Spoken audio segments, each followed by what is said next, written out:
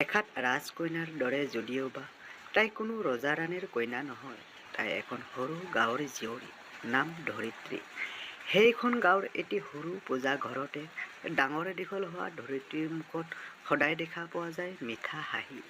তাইৰ হাঁহিতে যেন ঘৰখন জীপাল হৈ পৰে। তেওঁলোকৰ আৰ্থিক অৱস্থা সচ্ছল নাছিল যদিও ধৰিত্ৰীৰ দুচকুত ডাঙৰ ডাঙৰ সপোনবোৰ ভাহি আহিছিল। এদিনাখন মাক দেউতাকৰ কাষত বহি নিজৰ মনৰ কথাখিনি ক'লে।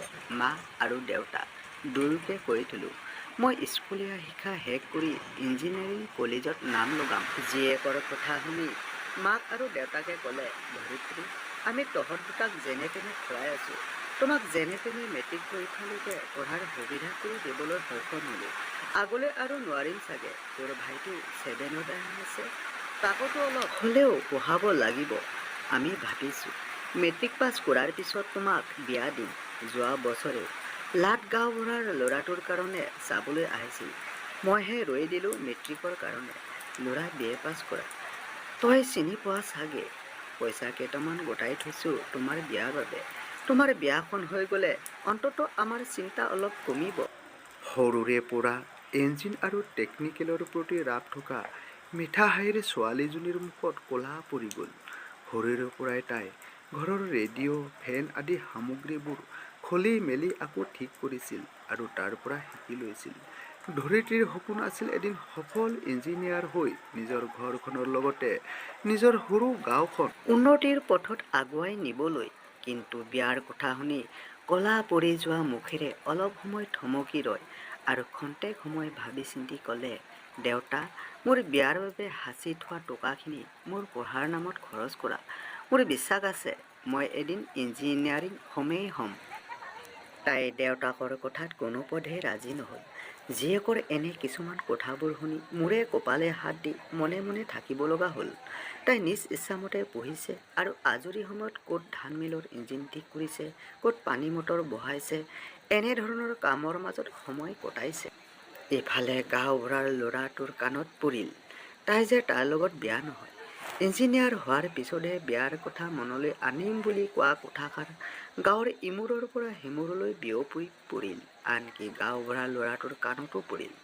গাঁওবুঢ়াৰ ল'ৰাটোৱে ধৰিত্ৰীৰ কাষত আহি হাঁহিছে আৰু ঠাট্টা কৰিছে। হা হা, এবেলা খাই এবেলা লঘোণে থকা এইজনী হেনো ইঞ্জিনিয়াৰিং কলেজত নাম লগাব।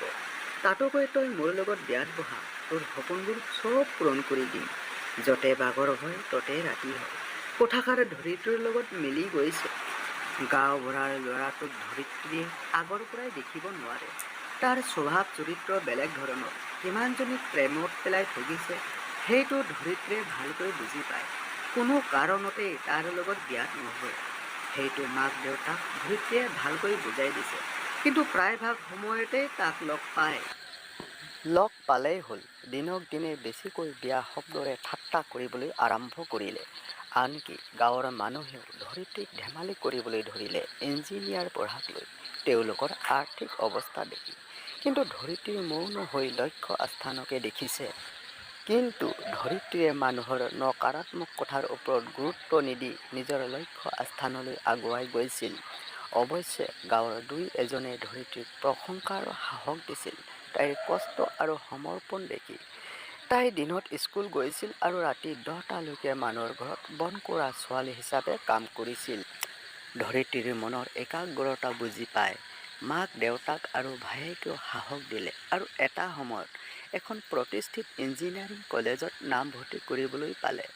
ইঞ্জিনিয়াৰিং কলেজত নামভৰ্তি হ'লেও চহৰত থাকি পঢ়িবলৈ আৰ্থিক ৰূপৰ পৰা কঠিন হৈ পৰিছিল। সেয়েহে পঢ়াৰ লগতে তাই পাৰ্ট টাইম চাকৰি কৰাত লাগিল। তাই আগৰ দৰে দিনত কলেজলৈ যায় আৰু ৰাতি চাকৰিৰ কামখিনি কৰে। ধৰিত্ৰীৰ ৰাতিৰ টোপনি সম্পূৰ্ণ নহয়, কিন্তু তাইৰ সপোনবোৰ দুগুণ ৰঙীন হৈ পৰিছে, যেন বাস্তৱত পৰিণত হৈছে। যিহেতু তাই ৰাতি ভালকৈ অধ্যয়ন কৰিবলৈ সময়ৰ নাটনি হয়, সেয়েহে কিছুমান বিষয় কঠিন হৈ পৰিছিল। কেইবাবাৰো তাই অসফলতাৰ মুখামুখি হৈছিল, তথাপিও তাই ভাঙি পৰা নাছিল। তাই প্ৰতিটো অসফলতাৰ পৰা শিক্ষাহে লাভ কৰিছিল আৰু দুগুণ কষ্টৰে আগবাঢ়ি গৈছিল। ধৰিত্ৰীৰ কষ্ট আৰু সমৰ্পণে তাইক এদিন ফল দিলে। কলেজ পঢ়া সম্পূৰ্ণ কৰাৰ পিছত ধৰিত্ৰীয়ে এখন ডাঙৰ ইঞ্জিনিয়াৰিং কোম্পানীত চাকৰিৰ আবেদন কৰিলে। ইণ্টাৰভিউ আৰু পৰীক্ষাৰ পাছত তাইৰ চাকৰি হৈ গ'ল। ধৰিত্ৰীয়ে নিজৰ লক্ষ্য স্থানক চিনি পাইছিল আৰু তাক প্ৰাপ্ত কৰিবলৈ অহৰহ প্ৰয়াস সমৰ্পণ কৰিছিল আৰু ধৈৰ্য ধৰিছিল। শেষত সফলতা লাভ কৰিছিল। এতিয়া তাই নিজৰ পৰিয়ালৰ আৰ্থিক দুৰৱস্থা দূৰ কৰিবলৈ সক্ষম হৈছে। ধৰিত্ৰীয়ে গাঁৱত এখন বিদ্যালয় স্থাপিত কৰিলে যাতে গাঁৱৰ ল'ৰা ছোৱালীবোৰে আধুনিক শিক্ষা গ্ৰহণ কৰিব পাৰে।